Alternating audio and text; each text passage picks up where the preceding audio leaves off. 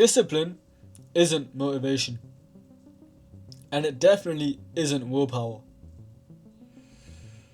Most people think discipline is about forcing yourself, but that isn't what actually keeps you consistent. Discipline is saying no even when you feel strong. And that is why most people relapse. Not when life is hard, but when life is going well. For years, I kept telling myself I was disciplined. Gym on and off, good habits for a few weeks, and then the moment life became stressful, straight back to the old vices. In this video, I'll show you the exact mental framework that finally helped me stay consistent. Not just for a few weeks, but actually long enough for my bad habits to lose power. I'm going to break this down into 3 parts. First, why your best days are actually the most dangerous for discipline. Second, the mental trick that made quitting bad habits finally stick. And third, how to rebuild your life using discipline without burning out. Lesson 1. Discipline matters more in strength than in weakness. Most people think discipline is about fighting urges when you're tired, stressed, or overwhelmed. That's wrong.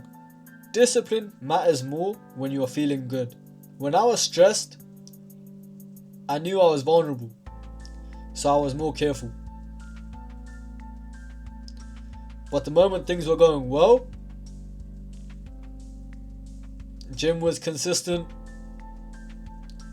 mind felt clear, confidence was high, that's when my brain would say, "You're strong now. One time won't hurt." And every single time I believed that, I lost momentum. Discipline is your ability to say no in times of weakness and in strength, because strength creates arrogance, and arrogance feeds bad habits faster than stress ever will. Lesson 2. Treat your bad habits like a separate entity. People think bad habits are just urges you can outgrow. They don't disappear. They shrink or grow. I started visualizing my bad habits as a separate entity in my mind. Not me, just an entity. When I fed it, even a little, it grew. It spoke louder, it had more control. But when I starved it, when I consistently said no, it got weaker, quieter, smaller. It never fully dies, it just waits. And the dangerous part, if you feed it again after starving it, it comes back stronger than before, even if you only feed it a little. That is why discipline isn't about proving you're strong. It is about accepting the fact that that entity never plays fair. Lesson 3. Your biggest enemy is your internal monologue. People think discipline is about being harsh on yourself. That backfires. On my worst days, my mind doesn't insult me. It doesn't say I'm useless. It says, "You've handled worse. Keep going. This shall pass." If your internal voice sounds like an enemy, change it. Speak to yourself out loud if you have to. If a negative thought arises, interrupt it. No, that is not how we think.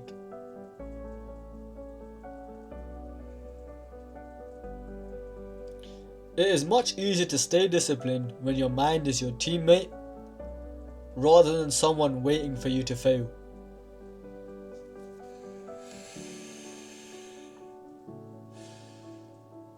Lesson 4.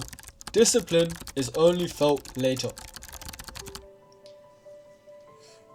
You don't feel disciplined while you're being disciplined,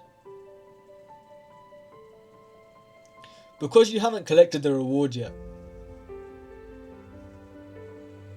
But the longer I abstained, the more energy I had. Focus increased, self-control increased. And that energy has to go somewhere. For me, it went into content creation and into the gym. Into building something instead of escaping.